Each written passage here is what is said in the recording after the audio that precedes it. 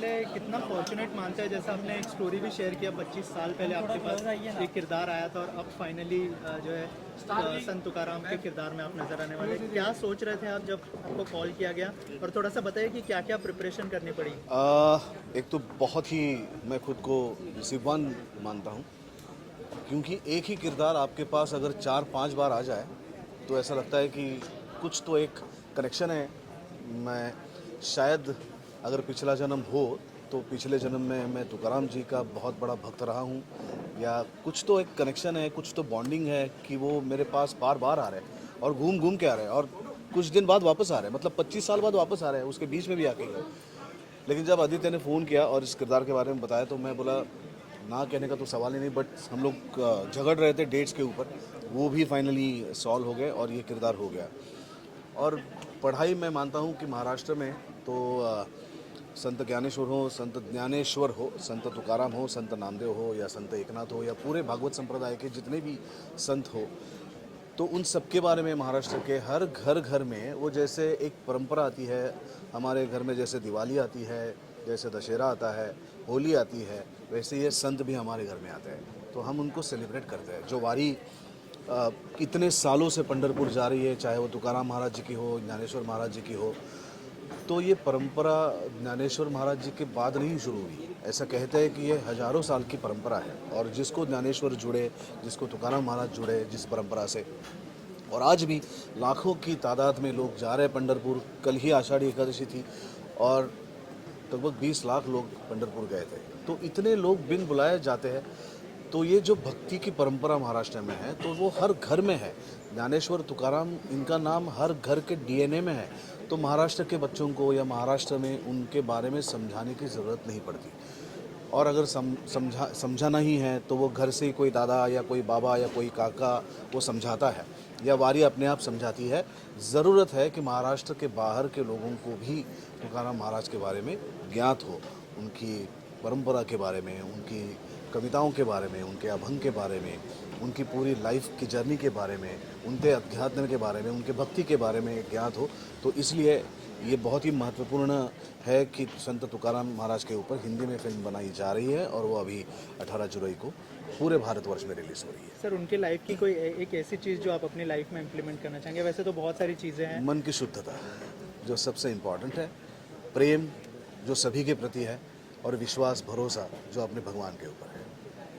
Sheena ma'am, कैसा experience रहा? Subodh sir थे, आदित्य सर के साथ कैसा एक्सपीरियंस रहा? और किरदार जो आपने निभाया है, हमने देखा अभी ट्रेलर में, क्या क्या प्रिपरेशन करनी पड़ी? अवली को सबसे पहले तो मैंने समझने की कोशिश की, तो मेरे पास जो स्क्रिप्ट थे और डायरेक्टर का जो विज़न था, जो इंस्ट्रक्शन था, वो मैंने फॉलो करने की कोशिश की। तो जितना भी मैं रिसर्च कर सकती थी, मैं बिलीव करती हूँ, जैसे सुबोध जी हैं वो बिलीव करते हैं कि वो सोल पकड़ ले और वो घुस जाते हैं। और 90 फिल्म्स की है, मैंने 9 फिल्म्स की है तो मुझे बहुत रिसर्च करना पड़ा और मैंने बहुत चीज़ें पढ़ी, और जो मराठी फिल्म में थी वो भी देखी।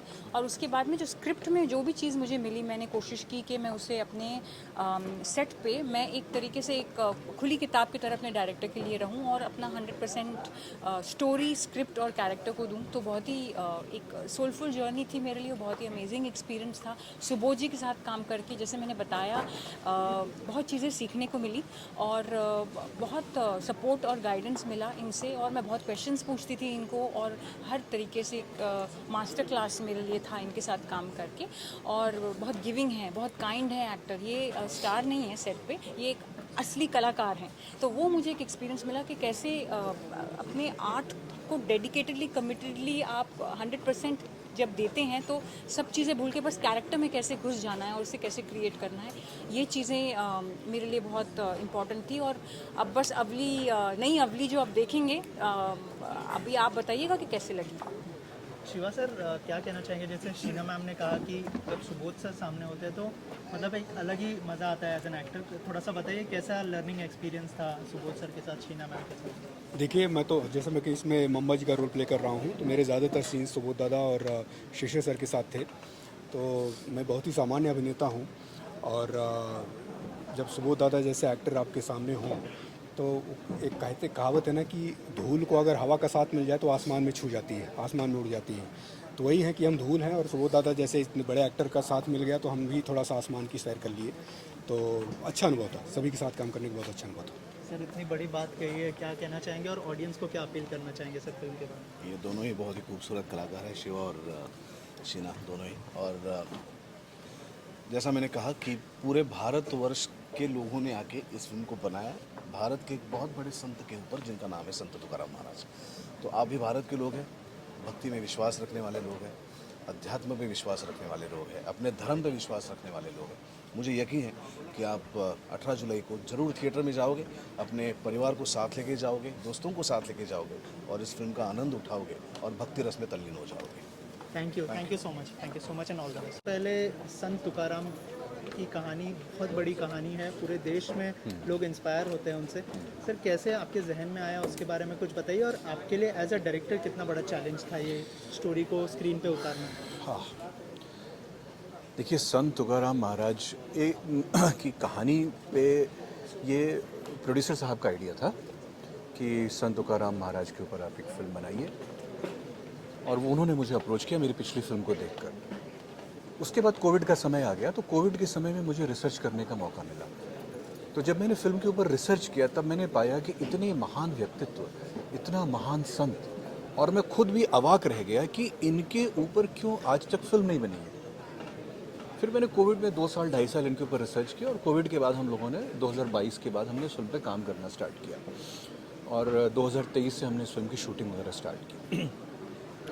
तो ये बेसिकली आइडिया, लेकिन जो बात मैं ये कहना चाहता हूँ कि हमारे भारत की संस्कृति और हमारे भारत के इतिहास में इतने सारे लोग हैं, इतने सारे संत हैं, संत परंपराएं हैं, हमारी संस्कृति इतनी विशाल और इतनी रिच है कि हमको बहुत ज़्यादा कहानियाँ और ये सब ढूंढने की उतनी ज़्यादा ज़रूरत नहीं है। और चैलेंजिंग तो रहता ही है, चैलेंजिंग तो इसलिए है क्योंकि भाई आपको ऐतिहासिक तथ्य दिखाने पड़ते हैं, उसके बाद आपको भावना पकड़नी पड़ती है कि किसी एक महान व्यक्ति की भावना क्या थी, उनका संदेश क्या था, उनके जीवन का प्रयोजन क्या था, वो किस लिए उन्होंने ये सारी बातें करी।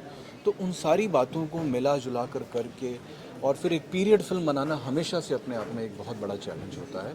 तो सबकी कोऑपरेशन की वजह से ही मैं ये फिल्म बना पाया, और आज आप सब लोगों के सामने 2 हफ्ते में फिल्म आ जाएगी। सुबोध सर के साथ और दूसरी स्टार कास्ट के साथ, शिशिर सर के साथ कैसा एक्सपीरियंस? देखिए शिशिर सर तो बहुत सीनियर हैं, लेकिन कभी मुझे ऐसा लगा नहीं, और Subodh sir I think is one of the finest actors in India.